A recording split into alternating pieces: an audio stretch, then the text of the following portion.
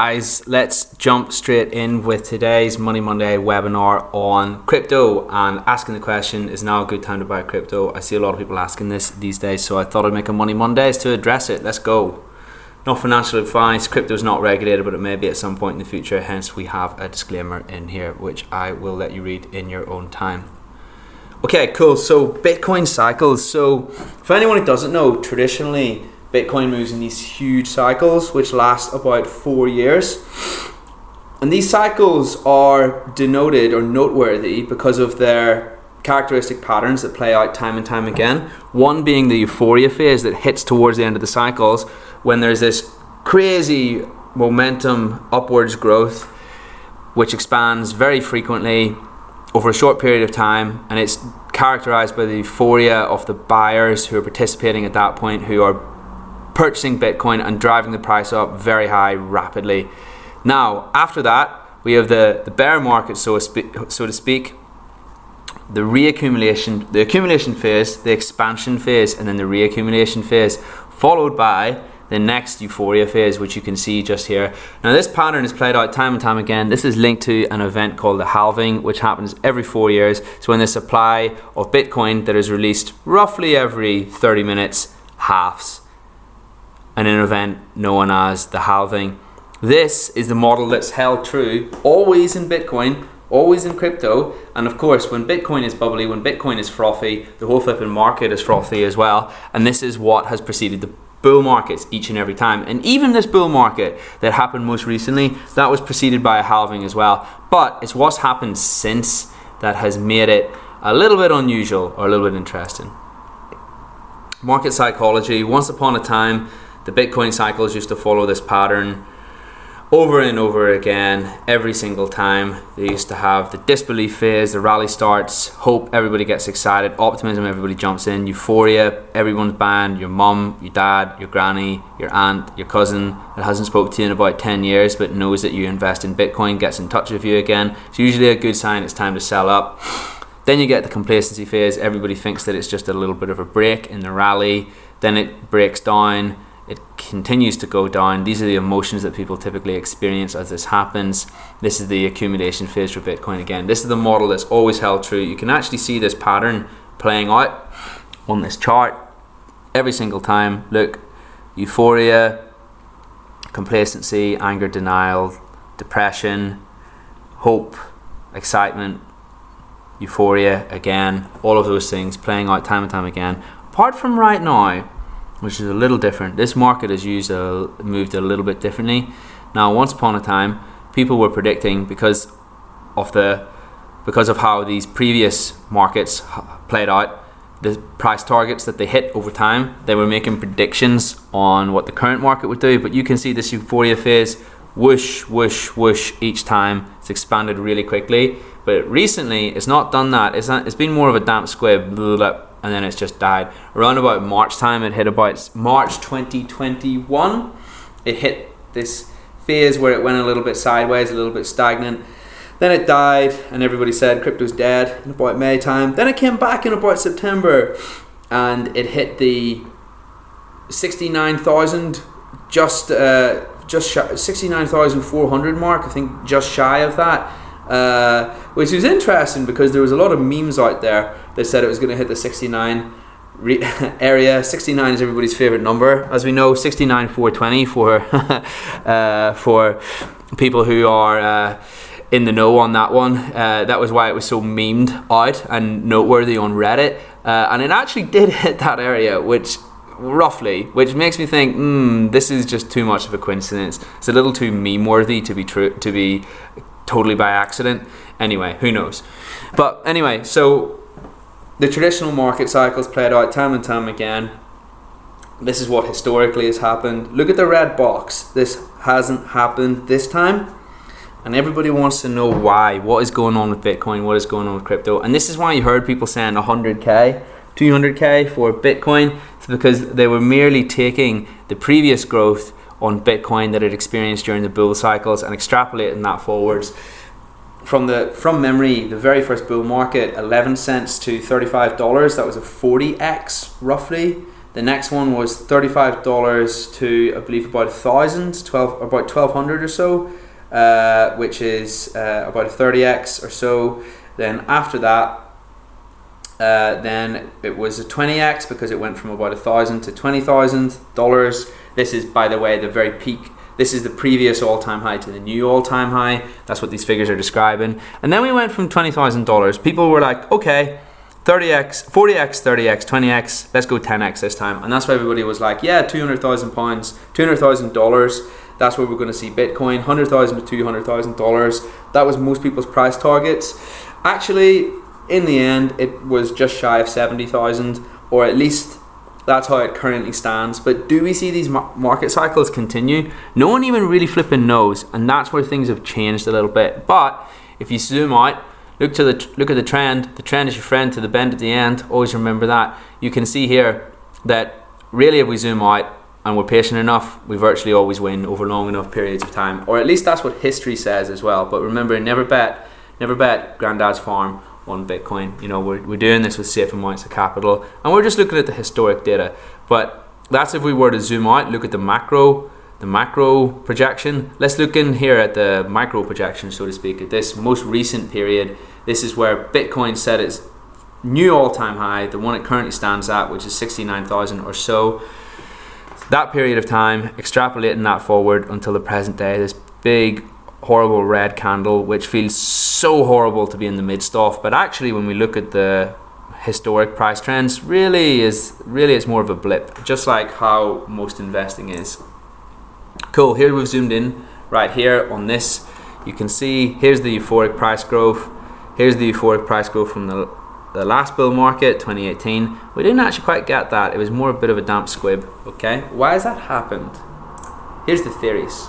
Many theories now moves in a similar fashion to how central banks manipulate currencies. There's a word missing there. Manipulate currencies. Anybody who's really into Forex and doesn't use retail methods, which you shouldn't, you can make money with them, but they're not the true narrative of how it works. There's some phenomenally skilled traders out there who can actually, with a really high degree of accuracy, predict what's going to happen next. They move in a very characteristic method. The theory is that they're manipulated by central banks to farm currency, farm profits from retail traders, from Joe Blogs like you and I. We got to look a little deeper than the narrative that's out there and actually understand how it works. Now, if one is very au fait with those methods, they can now see them being appearing, being manifested on the Bitcoin chart. And that's why the current theory or philosophy or thesis is actually now those apply, whereas they didn't before. And the theory would be that now central banks, because they've had the opportunity to accumulate Bitcoin over time, because they realize that it's a real asset, they realize that it's a proper asset that's going to persist for a long period of time, they want to get involved and manipulate it for currency, manipulate it for profits, just like anybody does, just like virtually any asset is manipulated of a certain size. So now the theory would be that actually this is how crypto moves. However, we still actually haven't fully seen the traditional 4-year cycle be upended, but it's growing more unlikely by the day. That's meant to say, not say, it's meant to say day. It's a tongue twister. It's growing more and more unlikely as the days go on. However, I would really at this point say there's basically a sliver of hope that might be true. Very unlikely. So really, if we're going to actually trade Bitcoin versus invest in it, then really realistically we need to familiarize ourselves with not the retail methods that you see everywhere, not these ascending and descending triangles, support and resistance lines. They have partial validity, not the head and shoulders, not the reversal patterns, not the continuation patterns, not the RSI, not the MACD, not all of that stuff. None of that works. It's all mumbo jumbo. And I know enough to know that I'd never use that method. But really, in essence, basically, if you want to be a trader, you need to master your own psychology first of all, before you even apply any level of refinement to it. So the short answer is no one really knows how it moves at this point, although, as I say, virtually only a sliver that it's still correlated to those 4-year cycles. You don't actually really need to know this in order to make money. You don't really need to know. It's helpful if you do, but just like how you will be advised if you go to an FA, or in most books about investing, they will tell you that if you buy and simply hold and ride out the ups and ride out the downs, ride out the roller coaster, then the theory would be that you can be profitable. And certainly if we look at the old historic Bitcoin charts, we can see that, that really, as I say, bottom left to top right over long enough periods of time. Will this continue? In my opinion, yes it will, but at the same time, we never bet the house on crypto. So, as I say, you don't really need to know those methods, those central bank manipulation methods. It's cool if you do, don't get me wrong. You can make money on a quicker basis, on a shorter time frame. However, if you are unfamiliar with those, I'd really stick to a longer time frame. And when I say longer time frame, what I mean is 4 years minimum if you're going to buy some Bitcoin. So here's what's your actionable steps. What should I do? Bitcoin versus Ethereum could be further downside. These two are in a bit of their own category because these two are the only two assets that have actually made a net gain in value over time versus altcoins, which tend to fluctuate up and down around the same value. There's no real net change in how much they're worth. We need to be careful with altcoins. Bitcoin and Ethereum sit in their own category. If you wish to invest, buy and forget for 4 years, plain and simple. Don't use retail methods. If anybody's read Technical Analysis in the Financial Markets by Mark, his name just escapes me. It's right over there on my shelf, I can see it, but it's definitely the definitive text on retail trading methods. And if anything, it's worth reading that book to understand exactly what to not do. I would do the opposite of everything in that book, and you'll probably be even more profitable. It's more about structure. I would definitely pick up Van Tharp's book, which I always rave about, Trade Your Way to Financial Freedom. No matter what style you use, I would definitely use that book because it teaches you that actually anybody who tries to bring any level of definite refinement to their trading is probably going to suffer and not be successful unless you can master your psychology. And it's more of an abstract book on how you should view the markets and how you should view trading, how you should understand that your success in that world is a manifestation of your internal strength, your internal strong wellness, your internal ability to control your own emotions.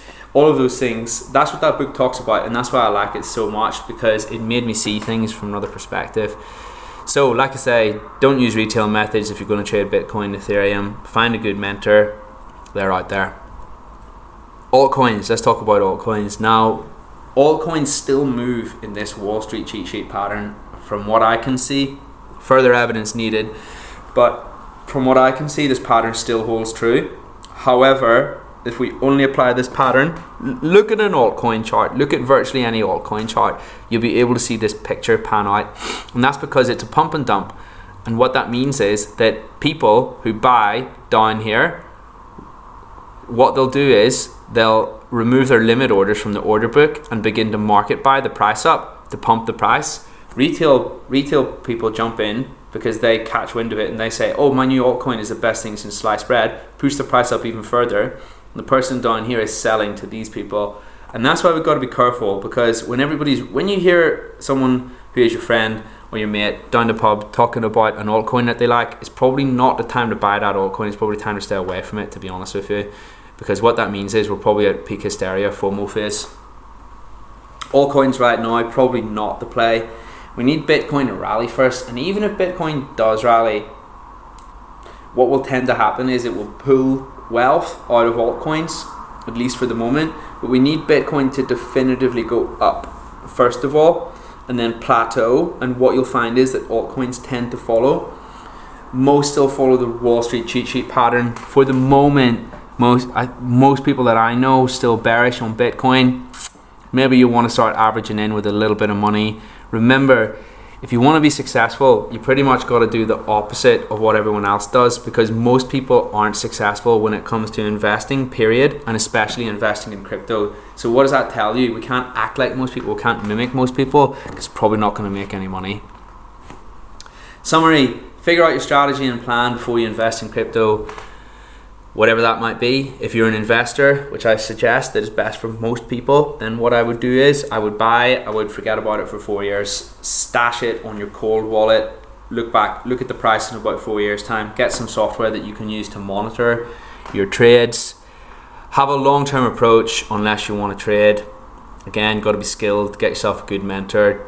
Definitely read the books that I've mentioned. However, be careful about technical analysis in the financial markets. That's how 90% of people trade. That's how more than that, maybe like 95%, but it's not the right way to trade. Altcoins are probably not going to be the play right now, probably not going to be employed by you right now in your trading portfolio, so I would stay away from those. Bitcoin, Ethereum, cash, at least for the short term, especially if you're new to the game. Stick to getting a little bit of Bitcoin, a little bit of crypto, forget about it for 4 years, and guess what, you'll sleep so much easier. And also never ever put the house on it, and also figure out as well whether you've actually got the stomach for it, whether or not you have the capacity for risk and volatility. It's definitely not for everybody, you know, and I would even as a crypto advocate, I would still suggest that the bulk of our portfolio is in traditional assets, the ones that have been tried and tested over many decades to have returns. I definitely wouldn't poo-poo crypto as many people do. I feel like that sometimes comes from a place of fear. I feel like it comes from a place of lack of understanding. All I would say is zoom out and sit back and enjoy the ride. And what I would also say is set up correctly at the start, resist the urge to tinker. Set up correctly at the start, resist the urge to tinker. Understand what you're getting into from the beginning. Then what that means is you won't be second guessing yourself as the journey progresses. See you next week.